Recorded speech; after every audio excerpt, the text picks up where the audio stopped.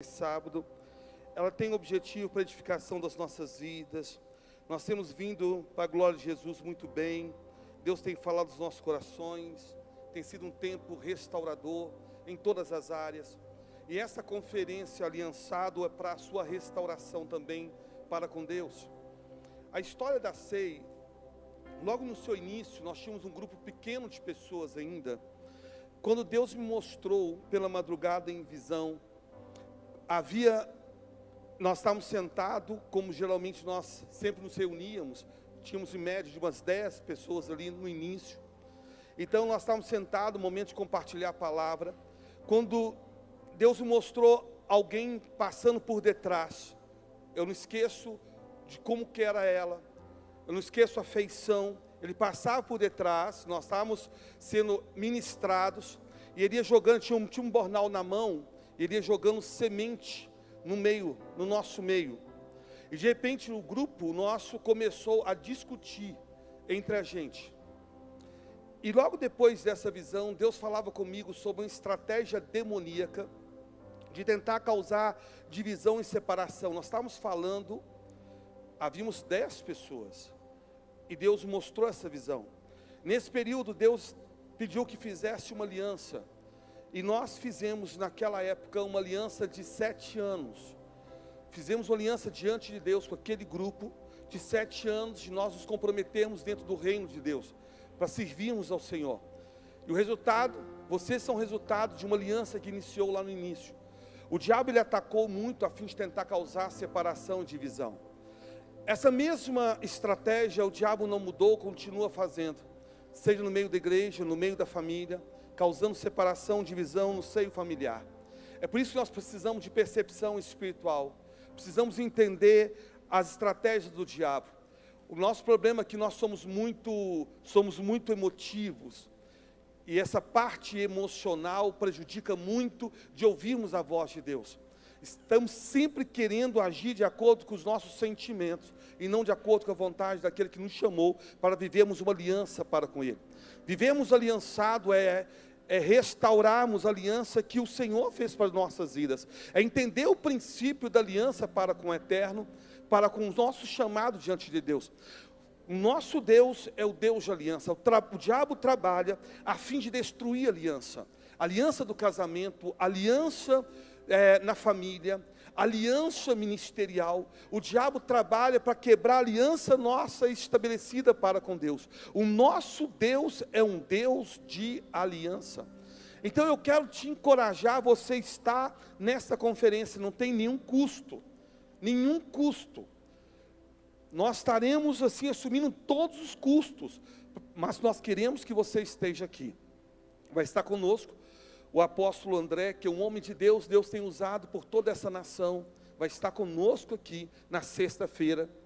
E no sábado vai estar conosco o apóstolo Rogério. Eu fiz questão nesse sentido também de chamarem apóstolos para dentro de uma percepção e uma prerrogativa apostólica. E vai estar com não que pastores não têm unção, tem unção dentro daquilo que foi chamado. Mas dentro daquilo de uma linhagem apostólica, eu tive esse cuidado de uma direção de Deus. Então vai estar conosco o apóstolo André e o apóstolo Rogério. No sábado vai estar conosco. E preste atenção, o que Deus vai fazer vai ser muito forte. Vai estar também o Ministério de Louvor também abençoado, que já esteve conosco aqui em outras oportunidades, foi bênção demais. Apóstolo, por que não é o nosso Ministério de Louvor? Apóstolo, por que não vai ser nossas meninas da dança? O nosso Ministério de Louvor é o melhor Ministério de Louvor do Brasil. É o melhor Ministério de Louvor do Brasil. Eles são bênção demais. O nosso Ministério de Dança é o melhor Ministério de Dança deste país. É o melhor Ministério de Dança. Mas por que então, apóstolos, são os melhores não estão aqui? Porque tem momento que você tem que servir à mesa. E tem momento que você tem que ser servido. E o momento de você ser servido, nós queremos que vocês recebam, sejam ministrados. Não tem como eu oferecer algo se eu não recebo também. Precisamos receber para depois oferecer. Então, quando eu faço isso, não é porque eu estou excluindo, pelo contrário, é por amar a vida de vocês. Eu quero que vocês sejam renovados, fortalecidos, alimentados pela palavra de Deus. Dê uma salva de palmas, Jesus. Bendito seja o nosso Deus. que eu quero compartilhar nesta noite, eu quero que vocês prestem bem atenção naquilo que Deus vai falar ao teu coração. Eu creio que você irá sair deste lugar renovado, restaurado pela palavra de Deus.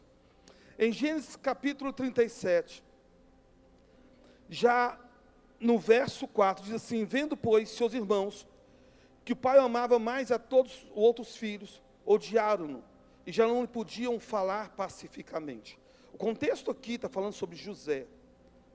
A história está ligado a José.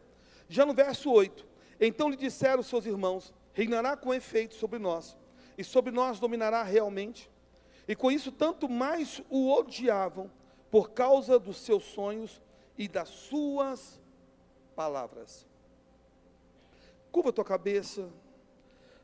Pai, gratidamos, ó Deus, nessa noite. Fala aos nossos corações de maneira que possamos sermos impactados pela tua palavra. A tua palavra cura, restaura, liberta, transforma.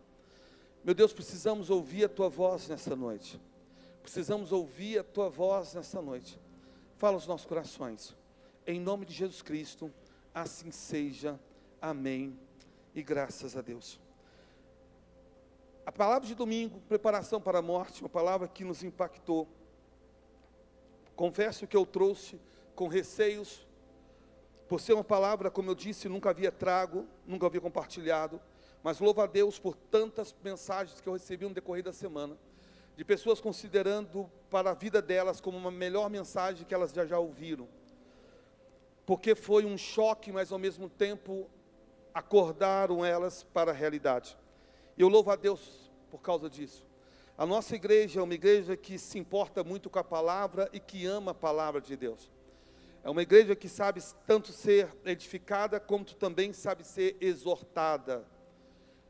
Eu me louvo a Deus, porque não somos motivados e movidos por palavras motivacionais, mas palavras que curam, que restauram, que libertam, que transformam, que é a palavra de Deus.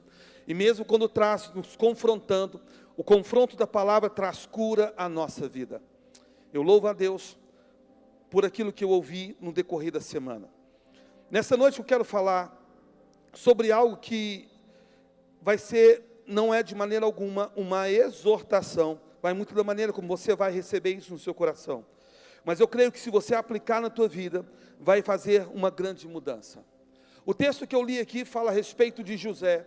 E vocês conhecem muito bem a história de José. José, filho da velhice, e como filho da velhice de Jacó, acabou José sendo amado de uma forma diferente. E esse amor, que a Bíblia destaca que amava Jacó mais José do que os outros filhos, mas só que a Bíblia destaca porque é filho da velhice. Quando fala do amor, está falando do cuidado aqui. Ele tinha um cuidado especial, a fim de até mesmo fazer uma roupa especial para José. Mas só que José não era visto com o mesmo amor pelos seus irmãos, porque José era visto pelos seus irmãos como alguém que era, de uma certa forma, roubava a atenção do seu pai. Os ciúmes e a inveja afloravam no coração dos seus irmãos, em virtude do cuidado que Jacó tinha para com ele. Agora o que eu quero chamar a atenção aqui, é que a Bíblia relata que José, ele conta um sonho que o Eterno entrega para ele. E um sonho fala que os seus, tanto o pai quanto os seus irmãos, de uma certa forma, teria que submetê-lo. Os irmãos, a Bíblia fala que por causa do sonho, odiaram ainda mais. O que a Bíblia não fala é que o sonho que Deus deu a José, a Bíblia não fala que ele deveria contar para os seus irmãos. E aqui entra a ministração. O problema de nós falarmos muito. Eu quero falar nessa noite sobre o poder do silêncio. Fala quem está ao seu lado, diga a ele: o poder do silêncio é o tema dessa noite. A Bíblia não fala em nenhum momento que ele deveria compartilhar o sonho que Deus havia entregue.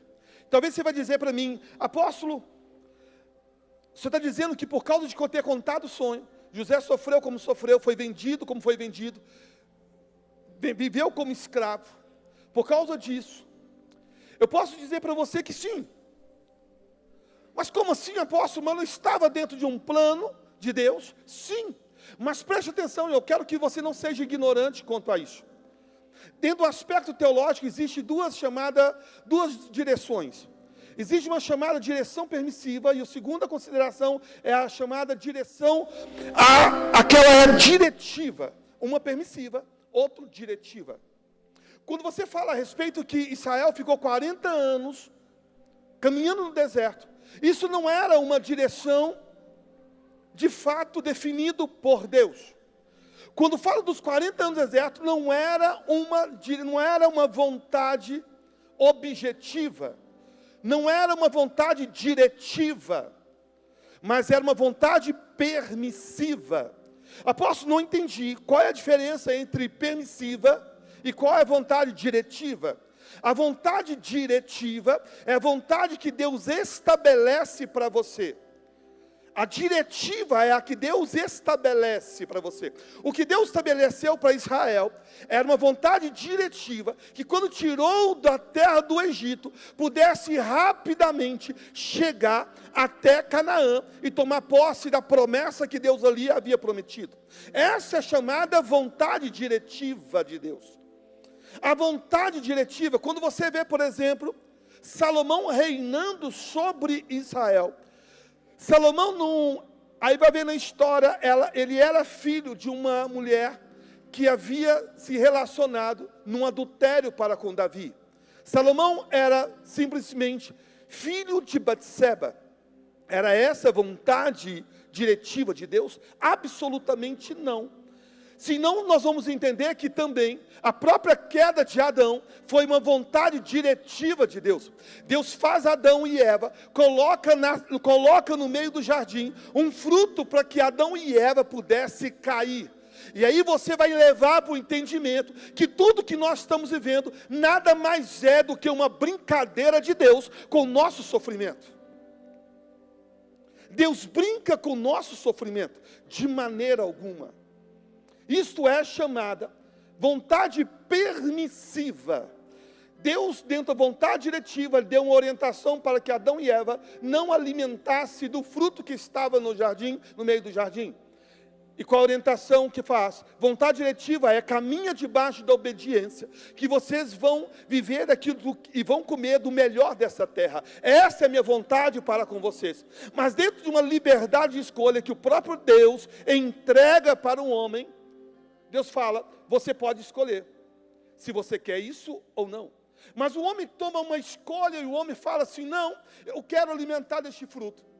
Consequência, o homem vive agora na prática do pecado, tendencioso para a queda, e luta contra o erro o tempo inteiro. Luta contra demônios, luta contra Satanás. Por causa de quê? Uma vontade permissiva de Deus.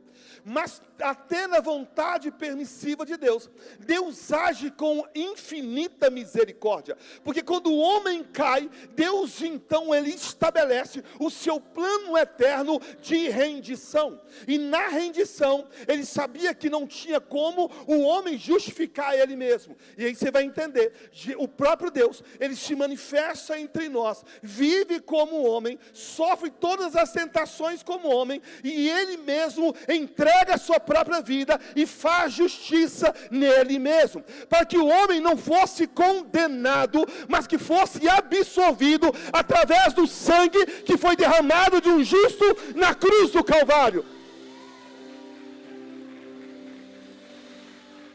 Deus age na vontade permissiva, porque todos pecaram e destituídos foram da glória de Deus. O salário do pecado é a morte. O certo é que todos nós fôssemos condenados por causa da decisão que nós tomamos. Mas quis Deus, assim, elaborar um plano de resgate, de salvação para com aquele que o rejeitou. Vontade diretiva, vontade permissiva.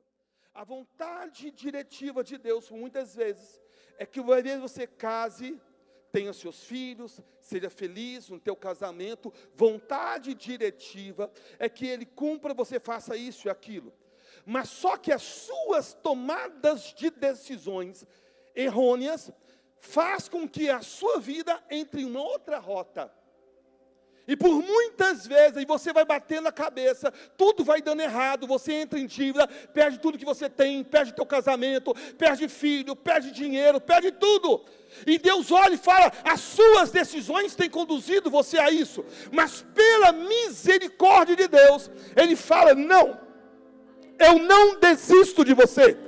Eu ainda continuo acreditando que a glória da segunda casa será maior do que a primeira.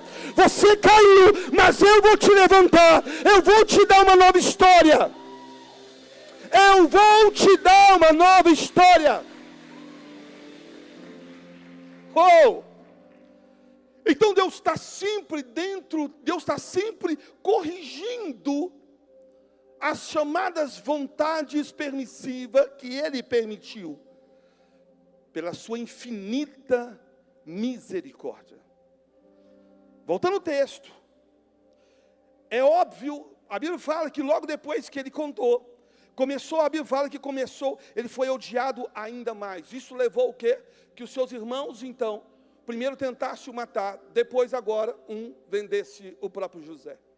Então nós vamos ver agora, e dentro do plano de Deus, porque o plano de Deus, que por mais que as pessoas levantem contra você, com inveja, com perseguição, Deus fala, eu tenho um plano. Ele vacilou, não deveria ter falado, mas só que a obra que eu comecei na vida dele, eu vou concluir. Aquilo que vocês consideram como morte de José, será a vida de José. Deus muda. Aonde foi o erro de José, apóstolo? O erro de José foi ter falado muito. A Bíblia não fala em nenhum momento que José deveria, Deus compartilha algo para José. E que José faz o quê? José simplesmente compartilha com seus irmãos aquilo que não deveria compartilhar. Eu quero que nessa noite você aprenda com o poder do silêncio. O nosso problema é que nós falamos demais. O silêncio, ele protege os seus sonhos. O silêncio, ele protege os seus projetos. O silêncio te livra de armadilhas. Quantas coisas que você estava querendo fazer, e logo depois que você compartilhou com alguém, as coisas começaram a dar tudo errado. Aí você começa a achar, não, porque isso, é aquilo, e começa a encontrar tentar encontrar resposta, quando na verdade não passa da tua boca grande. Você ter falado o que não deveria falar. Você tem que aprender a não compartilhar os seus sonhos com as pessoas que não sonham com você. Você tem que aprender a não ficar falando das coisas que você tem colocado na tua casa com todas as pessoas que você encontra. Você tem que aprender a parar de falar com as pessoas sobre os seus projetos, sobre os seus planos. A gente fala demais, esse é o problema. A gente fala demais, a gente fala muito. A gente tem que mudar isso. Eclesiastes 3,7 diz que há tempo para calar e há tempo para falar. Tem tempo que eu tenho que ficar calado. Tem tempo que eu tenho que falar. Nós temos 2 orelhas, uma boca, mas parece que a gente tem 10 bocas e uma orelha. A gente tem muita dificuldade de parar para ouvir. Muita dificuldade de parar para ouvir. Aprenda com silêncio. A gente fala o tempo inteiro. A gente não para de falar nenhum minuto, não para de falar nenhum momento. Às vezes, por muitas vezes, e em casa a gente já tem essa cultura, já é algo da família, a gente tem. A pastora, a gente está casado, está caminhando por 30 anos de casamento. Já sabe um momento, por exemplo, que eu me retiro, fico quieto num canto, sem muita conversa, ela já me conhece. É o tempo do meu silêncio. É o tempo que eu não quero conversar. É o tempo que eu preciso ouvir algo, eu preciso entender o que está acontecendo. Eu preciso saber para onde a minha vida está indo, para onde a nossa família está indo. Eu preciso entender o que está acontecendo na minha alma, eu preciso entender o que está acontecendo. Eu não vou conseguir sentir e perceber isso se não tiver em silêncio. Se eu não tiver em silêncio, se eu não me calar. Hoje o discurso muito é, não, você tem que falar, esse é o discurso de hoje. Não, você tem que abrir sua boca e tem que falar. Porque, para nós, a gente tem a sensação que quando a gente fala, a gente sente bem. No dia que você aprender a se calar, derramar-se na presença de Deus, e resolver as suas demandas com o Eterno, e falar, Tu és o Deus da minha justiça, Tu és o Deus que me guarda, Tu és o Deus que me livra. No dia que você aprender isso, porque qual o problema? Não, tem que falar, e você abre a boca, quantas não foram as vezes que você machucou o seu marido com palavras? Quantas não foram as vezes que você feriu a sua mulher, a sua esposa, com palavras? Porque você disse, não, eu estava entalado, tinha que falar. E você falou de uma forma errada, e disse o que não deveria ter falado. Porque no silêncio, qual que é a vantagem do silêncio? O silêncio, ele traz para você esse equilíbrio da fala. Você até fala, mas você fala no momento que tem que ser falado. Há em você um equilíbrio. Preste atenção. Olha que, se a gente aprender, olha que fala Provérbios 18, 21. A morte e a vida estão no poder da língua, e aquele que a ama comerá do seu fruto. Olha o que o sábio está falando, que a morte e a vida passa pela boca.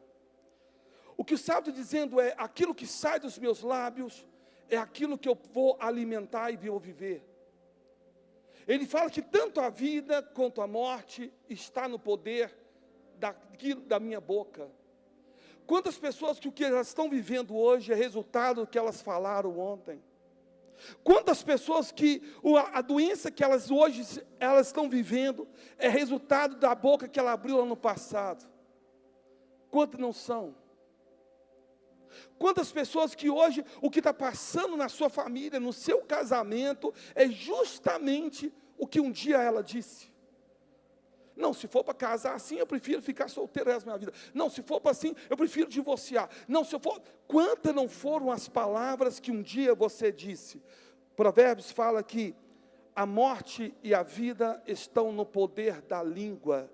O que está falando é, o que você está vivendo hoje é resultado daquilo que um dia você disse. E o diabo sabe muito bem disso. O mundo foi criado através da palavra. Jesus disse que pela palavra nós seremos condenados, ou pela palavra nós seremos justificados. Há poder na palavra. O diabo sabe que quando eu verbalizo algo, no mundo espiritual aquilo ganha força. Quando eu verbalizo uma palavra, um sentimento, aquilo ganha vida. O diabo, ele age em cima das minhas palavras. Quantos não foram os processos de libertação? E o que o diabo jogou na cara daquele que estava possesso? Palavras que ela mesma lançou. Palavras que ela mesma disse. As pessoas estão na sua casa e passam uma raiva, e ela vira e fala, mas que desgraça.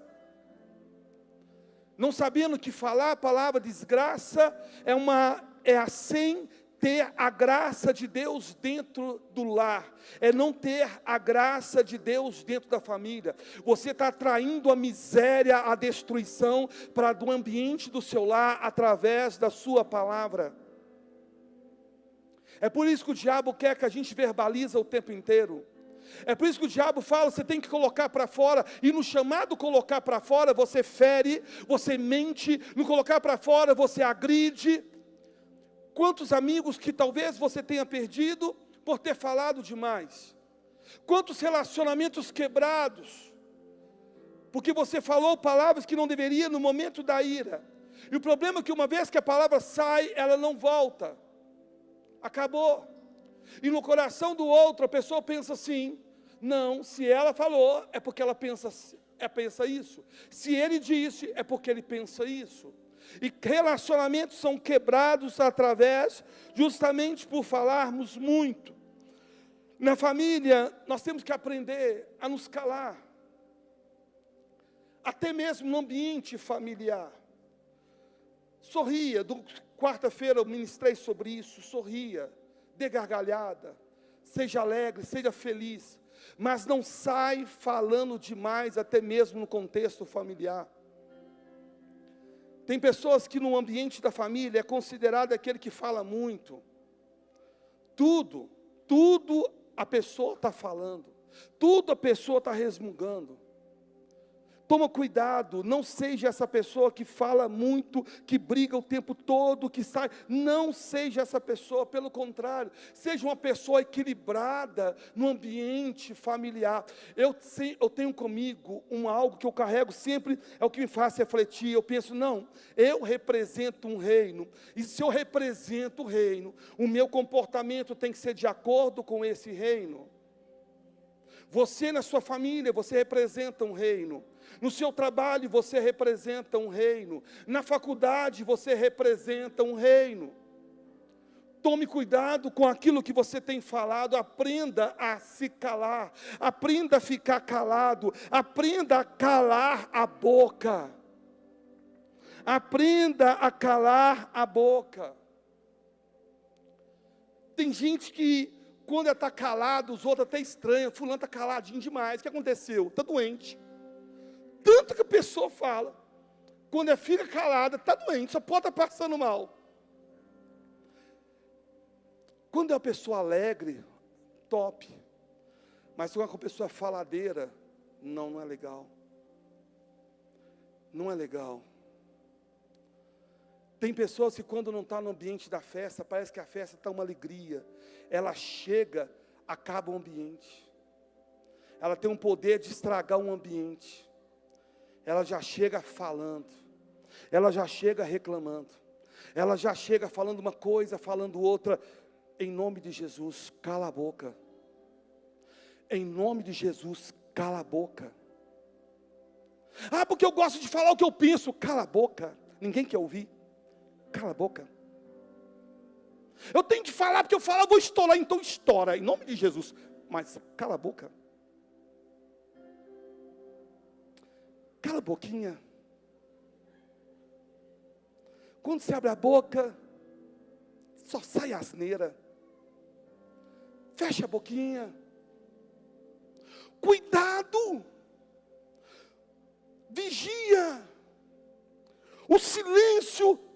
Olha, interessante que, o Provérbios diz que até, olha que interessante, que até, olha que fala aqui, quem controla, Provérbios 17, 27, quem controla as suas palavras é sábio, e quem mantém a calma mostra que é uma pessoa inteligente.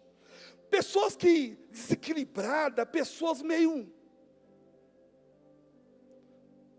tantando a cabeça, é tantã. Pessoas inteligentes, elas são equilibradas. Pessoas que qualquer coisa sobe o tom de voz, grita. Parece que quanto mais grita, está vencendo uma guerra. Não, meu irmão. Quanto mais você eleva o teu tom de voz, numa batalha, numa discussão, quando uma pessoa eleva a voz, ela demonstra claramente que ela está se sentindo ali derrotada, humilhada diante da situação. Você já demonstra a sua fraqueza quando você grita. Você mostra o seu desequilíbrio quando você altera o seu som, o tom da sua voz. Tem pessoas que brigam e ninguém sabe que está brigando. Lá embaixo, tranquilo. Discordo, não é assim que as coisas funcionam, não é assim que as coisas deveriam ser. Para mim você errou. Para mim você errou! Vagabundo, ordinário, coisa murcha. O tom sobe, o desequilíbrio. Quando você sobe o tom de voz, gente, quem está falando não sou eu não, é a Bíblia. A Bíblia está falando o que ela está falando aqui? Que quando você mantém a calma, você mostra que você é inteligente. E ele fala assim, até o tolo, ele passa por sábio, inteligente, quando ele fica calado. Quando você se cala, você se mostra uma pessoa sábio. Quando você se cala, você mostra uma pessoa equilibrada.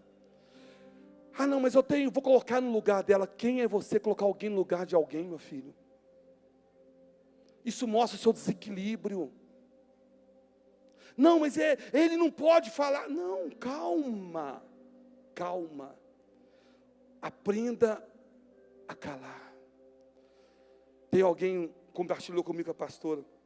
Toda vez que ela fica nervosa, ela fica contando um dedo, amor, 10 vezes.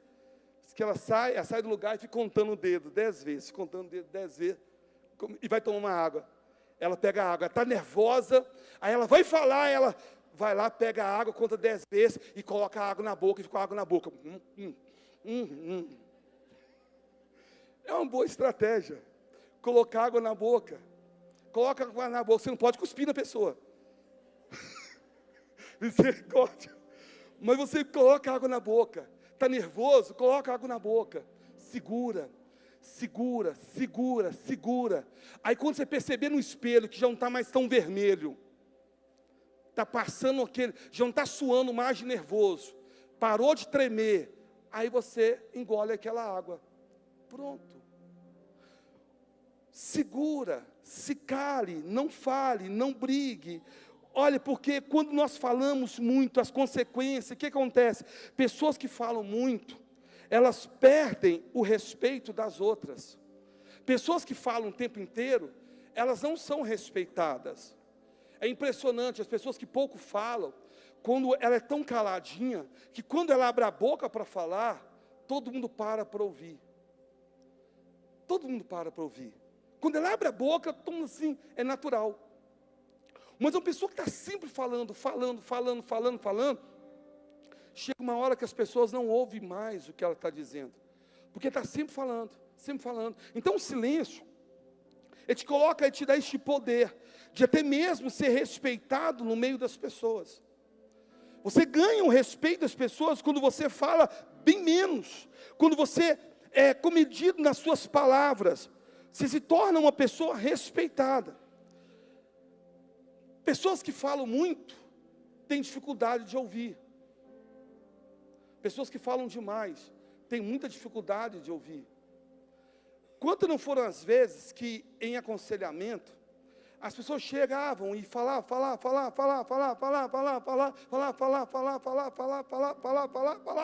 depois terminou de falar tudo, me abraçava, obrigado, apóstolo, Deus abençoe.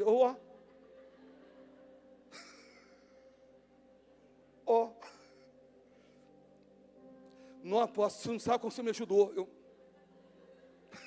Como assim? Eu não disse nada. Mas por quê? Porque está sempre falando.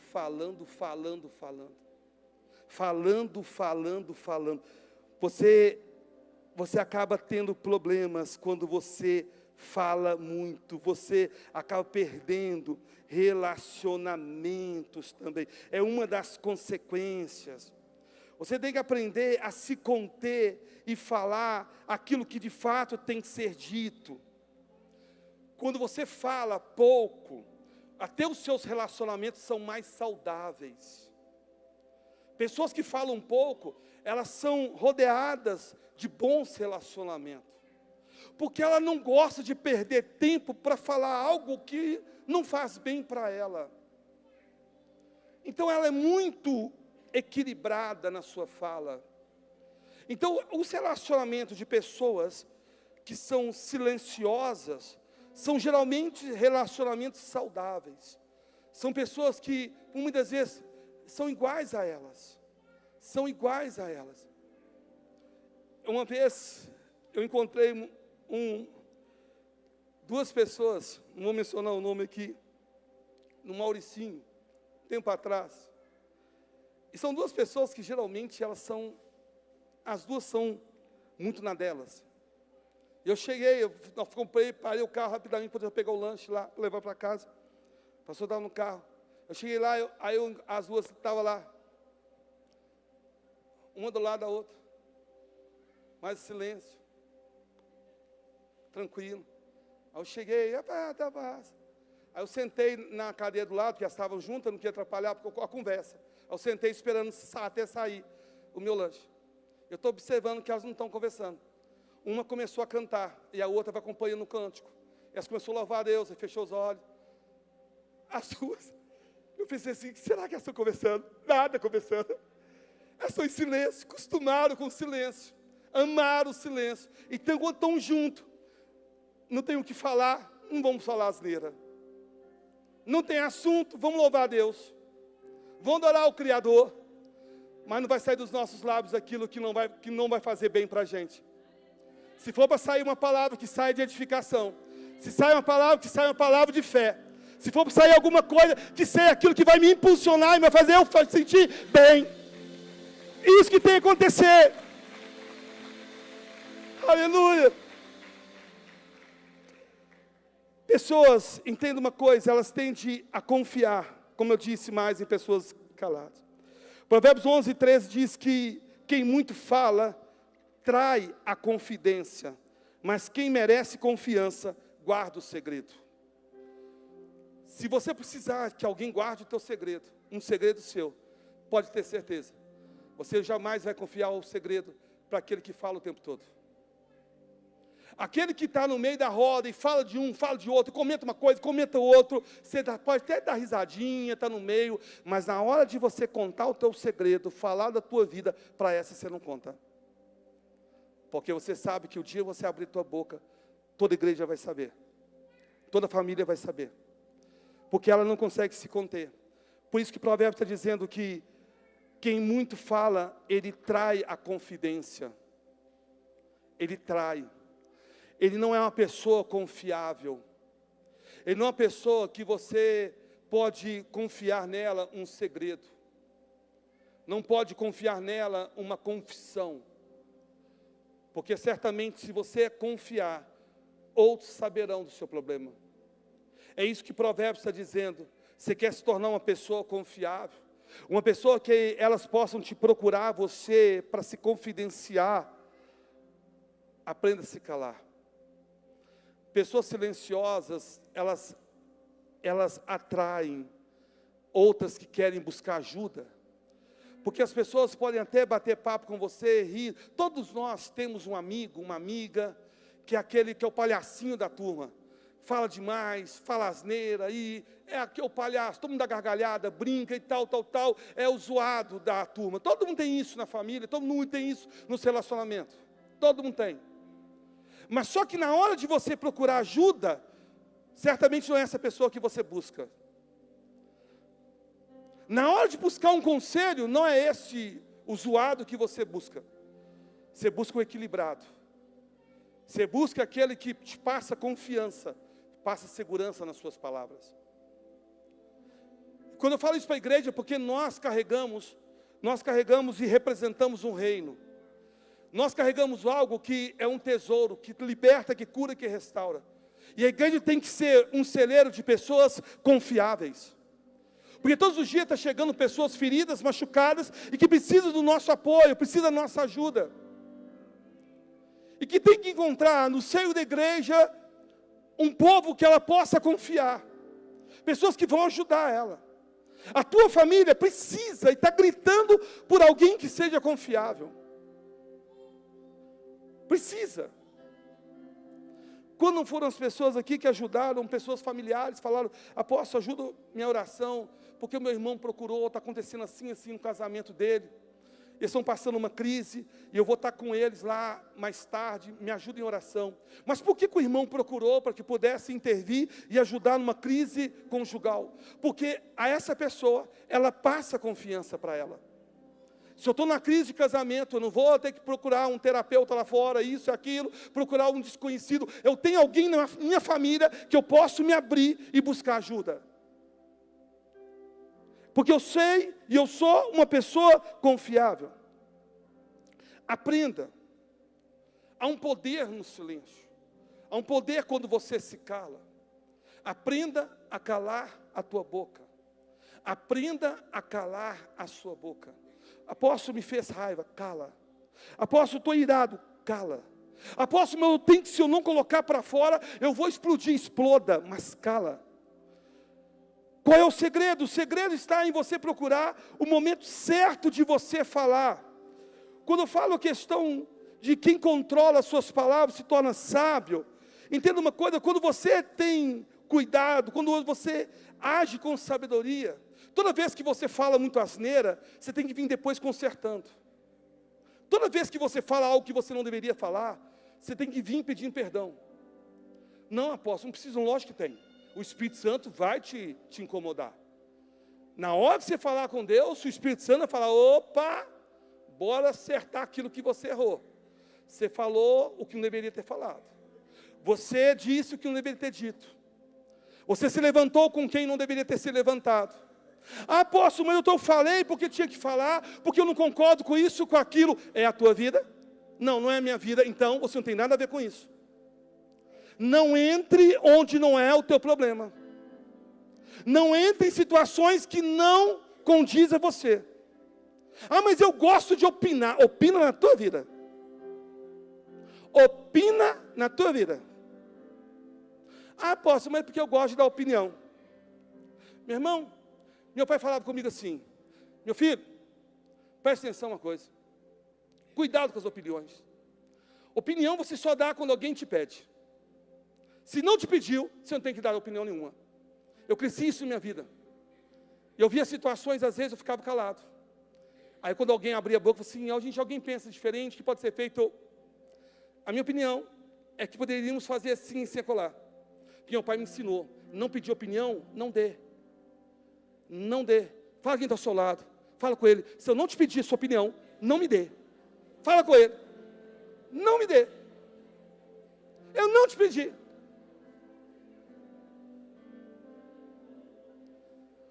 Porque a opinião das pessoas, geralmente, é como você tem que fazer para resolver o seu problema.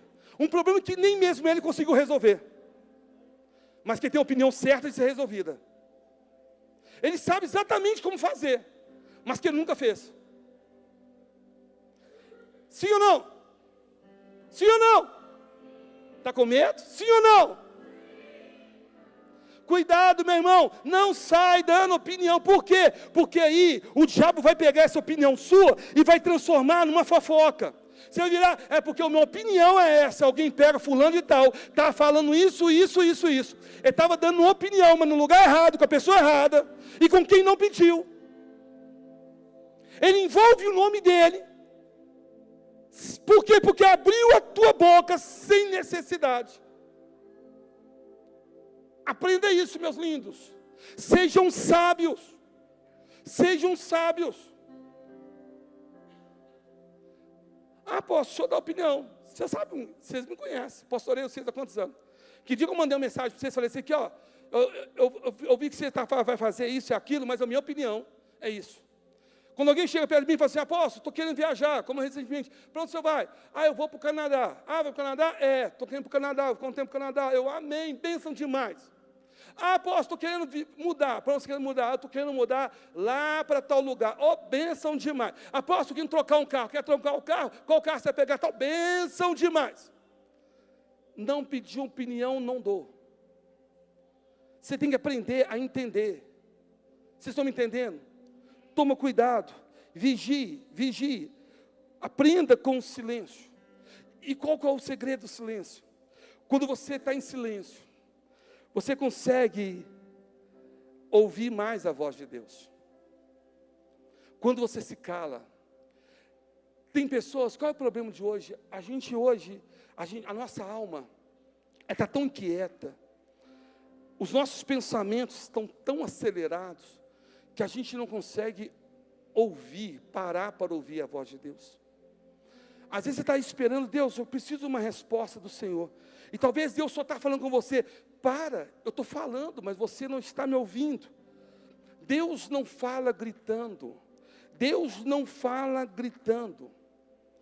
Deus não vai gritar no teu ouvido. O falar de Deus é um falar extremamente tranquilo. Sempre foi, sempre será. Olha onde e como Deus se revelou desde o princípio. Olha como Deus falou desde o princípio. Olha como que Deus se revelou a Abraão, como Deus se revelou a Moisés. Olha como que Deus falou a Noé. Olha como que Deus. Você vai ver que todas as vezes Deus fala, Ele se manifesta no silêncio da nossa alma. Os judeus, eles têm essa prática que a Bíblia fala muito bem sobre a meditação. Quando você está lendo sobre meditar a palavra dia e noite, a meditar é justamente você se calar e deixar que a palavra seja processada dentro de você. A gente não consegue meditar. A palavra que nós ouvimos hoje, amanhã a gente não lembra mais. A gente está inquieto demais, estamos muito doentes emocionalmente. A gente está agitado. Você conversa com uma pessoa, hoje o índice de transtorno de déficit está tão elevado, as pessoas não conseguem concentrar mais em nada. A pessoa, você está falando, a pessoa está com o mundo dela, o pensamento lá longe. Nossa, amanhã eu tenho que pagar, ver se eu lavo o carro amanhã. Aí eu estou falando, mantenha o silêncio. Se eu sair 8 horas da manhã, eu consigo resolver isso, aí eu vou aproveitar, mas eu tenho que levar um exame de fezes. Nossa, para isso eu tenho que cagar às 7 horas. Deixa eu colocar. A mente está longe.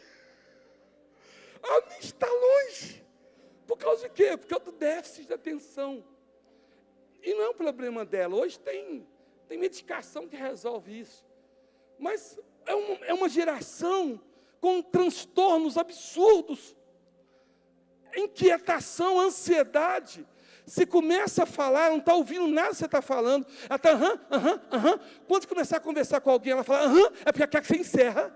Que ela está ansiosa para falar. Aí você volta para ela, o que eu falei? Ela não vai se lembrar. Por quê? Porque a mente dela está longe, ela está inquieta, está ansiosa demais. Então, uma coisa que você pode combater, aí você pode, não, eu posso, minha ansiedade, como é que eu vou resolver? Eu vou tomar um ansiolítico, eu vou tomar uma sertralina, eu vou tomar o quê para resolver o meu problema? Eu vou tomar isso, eu vou tomar aquilo. Eu não estou falando para você deixar de tomar quem está tomando, não é isso. Estou dizendo se você aprender a silenciar mais, você vai ver que muitos problemas que hoje existem na sua vida, de ordem emocional, irão desaparecer. Você está tentando buscar resposta em uma coisa, em outra, e a resposta está, Deus está falando, se cala. Você está ansiosa demais. Mas se cala, eu estou cuidando de você, eu estou cuidando da sua família, eu nunca te deixei, eu nunca te abandonei. Lembre quem eu sou. Se uma mãe que amamenta um filho e pode esquecer do teu filho, eu jamais esquecerei de quem é você. Tu és o meu filho amado. Tu és o meu filho. Descanse, você precisa descansar mais. Você está muito ansioso, muito ansioso. Aprenda a se calar. Aprenda a ouvir. Apóstolo, como eu vou fazer isso? Quando Jesus disse sobre você entrar para o teu quarto, o que Jesus está dizendo sobre o secreto é o silêncio, é o se calar. Esse é o secreto, é o se calar. E por muitas vezes a gente está buscando uma resposta. Deus, eu preciso de uma direção, eu preciso de alguma coisa. E Deus, calma.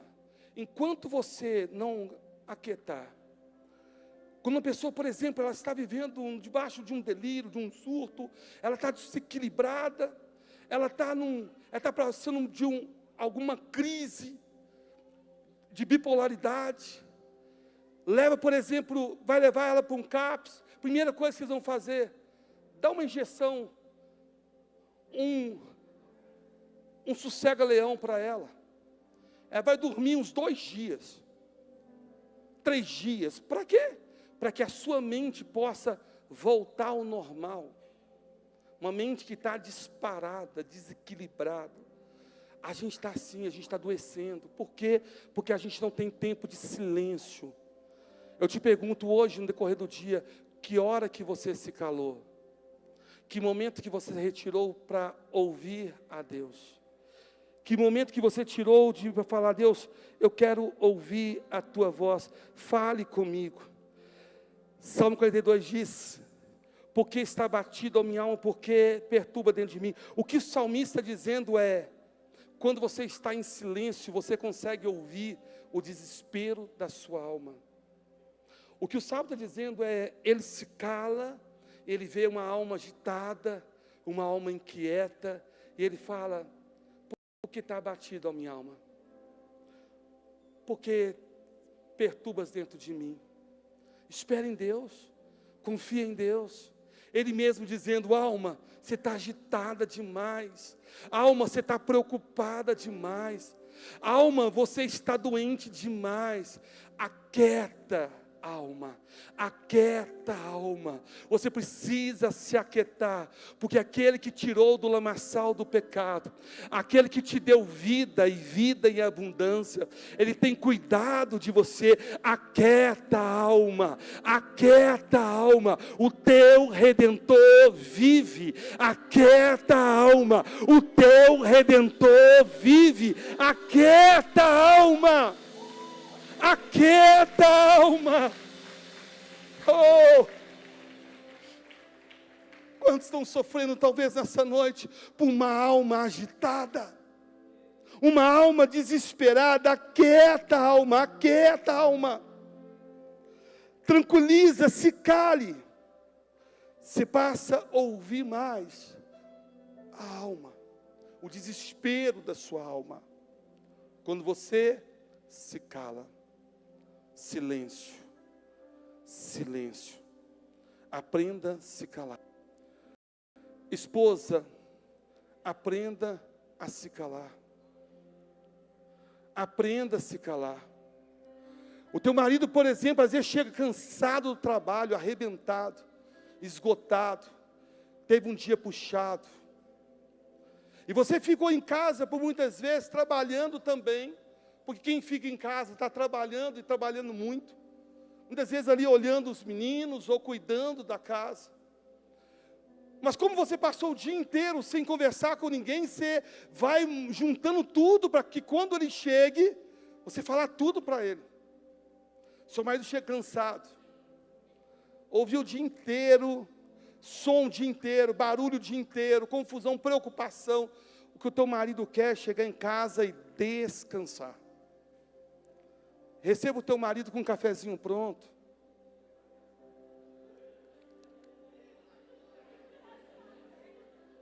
Receba um cafezinho. Receba cheirosinha. Arrumadinha. O teu marido não olha para nenhuma mulher na rua porque tem você para olhar. Ele tem você. Ele passa o dia inteiro pensando, quando eu chegar eu vou pegar aquela morena. Quando eu chegar eu vou pegar aquela branquinha. Hoje. Ele passa o dia inteiro, aí ele rala, mas ele trabalha muito, mas o que ele vê é, eu vou chegar, vou dar um abraço no meu filho, na minha esposa, na minha filha, vou dar um beijo, eu vou descansar. Eu vou descansar. Aí a mulher chega, aí a serpente fica o dia inteiro falando com ela. Assim que ele chegar, você vai falar tudo. Tudo, tudo, tudo. Aí quando o teu marido mal chegou, mal tomou um banho, você começa, você está sabendo o que aconteceu? Senta aí que eu vou te falar. Ele, o que foi?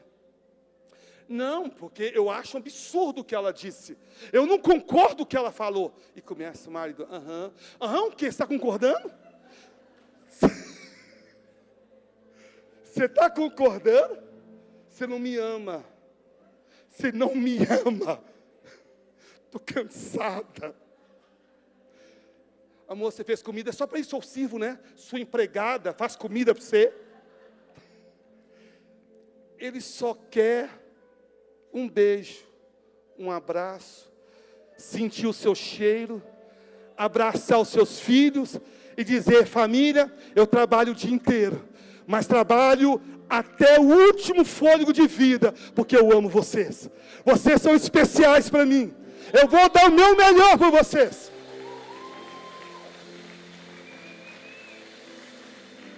Valorize o seu marido. Quem está entendendo isso? Aprenda a se calar. apóstolo, mas só que eu estou com raiva dele. E aqui eu vou para a parte final. Eu vou com raiva dele. Como que eu vou resolver isso? Lembra que eu falei que quem se cala se torna inteligente, passa até por isso inteligente? Se cala. Vai lá, faz um cafezinho, arruma a tua casa. Mas eu vou arrumar minha casa, ele brigou comigo. O teu caráter não é alterado pelo comportamento do seu esposo. Você é uma mulher que cuida da sua casa e aprendeu muito bem isso. Você não depende da maneira como ele trata para que você possa cuidar das suas responsabilidades. Apóstolo, em casa, eu e meu esposo que arruma a casa, tranquilo. Junta os dois e arruma. Mas arruma louvando a Deus, falando dos seus projetos e não brigando, quebrando pau. A questão que nós temos que aprender é a nos calar. Quantos divórcios aí? Porque não há... Apóstolo, mas tem que ter diálogo. Diálogo é diferente de briga. Diálogo é algo inteligente. Você está com raiva? Faz o café, preparou tudo. Ele chegou, recepcionou, ele está feliz, está descansado, está bem, está ali mais alegre. Você fala com ele, percebeu a situação. Emocionalmente você está bem. Não, apóstolo, eu estou querendo matá-lo. Não fala nada. Enquanto você quer matar alguém, você não pode abrir tua boca. Porque o resultado vai ser uma merda. Cala. Estou mais tranquila, estou tranquila. Está bem, amor? Eu precisava conversar com você. Sobre o quê? Sobre aquilo que aconteceu. Me incomodou. O que houve? Você lembra que você disse isso? Lembro. Sinceramente, para mim foi muito ruim. Eu me sentia assim, assado. Eu quero falar isso contigo porque isso não está me fazendo bem. Isso está me consumindo. Diálogo. Ele entra com sabedoria e fala, me perdoa por aquilo que eu fiz. Às vezes eu faço as coisas sem pensar, mas eu vou procurar melhorar. Mas me perdoa, amor, eu te amo. Se abraça, se beija, casamento fortalecido na presença do nosso Deus. É assim que funciona. É assim que funciona. Agora, homens, mulheres, prepare para o seu cuidado com o falatório no ouvido do seu marido. Amém? Amém, mulheres? Agora, maridos.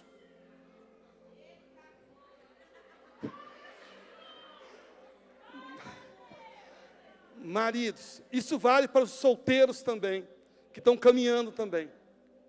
Nós temos um problema sério, nós homens. Qual é o nosso problema? Nós temos uma síndrome de Adão em nós. Qual que é a síndrome de Adão? O silêncio que mata. O silêncio da omissão.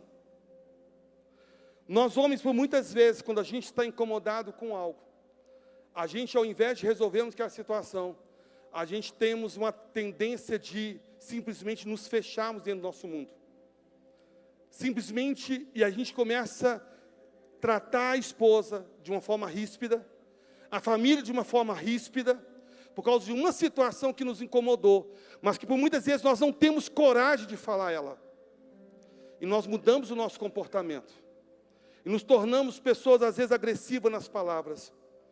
Ou ora, não falamos. Já teve situação de pessoas falar conosco, que perdeu o casamento, porque o marido ficou, às vezes, meses e meses sem se falar. Meses e meses sem trocar uma palavra. Apenas tratava de uma forma ríspida. Nós, homens, temos o problema da omissão, de nos calarmos, de não falarmos, na verdade, o que deve ser dito. Então é importante, marido, você aprender, entender que a tua esposa é a parte mais frágil do relacionamento. A mulher é a parte mais frágil. É importante você entender que você não pode ignorar. Se a tua esposa, para você é importante chegar em casa, encontrar uma casa arrumada, uma esposa te esperando, cheirosinha, ela precisa de um homem que chega e trate ela com respeito e com amor. Um homem que chega, beija e trate ela com carinho. Um homem que sinta saudade e desejo por ela. Um homem que para escutá-la no momento que ela não está bem. Ela precisa também de ser pastoreada. E o primeiro pastoreio que a esposa recebe não é na igreja, é dentro de casa. Você, marido, você tem que aprender a pastorear o coração da sua mulher. Pastorear. Isto que você precisa. Pois a ti, a mim, foi entregue uma responsabilidade de amar e se entregar pela nossa esposa. Pastoreie o coração da sua amada. Percebeu que ela mudou o semblante? Pastoreie o coração dela. Amor, o que está acontecendo? O que está te incomodando? O que está havendo? Amor, estou percebendo que você está um pouco ansiosa. O que está te deixando ansiosa? Vamos sair um pouco? Vamos passear um pouco? Vamos andar um pouco? Isso faz muito bem, por muitas vezes. Já teve situação, às vezes eu via que a minha esposa, ela não estava bem. E eu falo, amor, arruma aí. Ela, o quê? Não vou sair não. Vai sim, arruma aí, amor, arruma aí. E ela vai lá e coloca a roupa. E diz, onde você vai? Não, vamos andar um pouquinho. Coloca no carro e a gente sai para andar. Vai andando de carro para um lado, para o outro. E ali vai conversando. Aí quando volta, está sentindo melhor. Às vezes ela está passando uma fase difícil, emocionalmente. E a nossa responsabilidade é pastorear o coração da nossa esposa. A tua esposa não quer um pastor da CEI.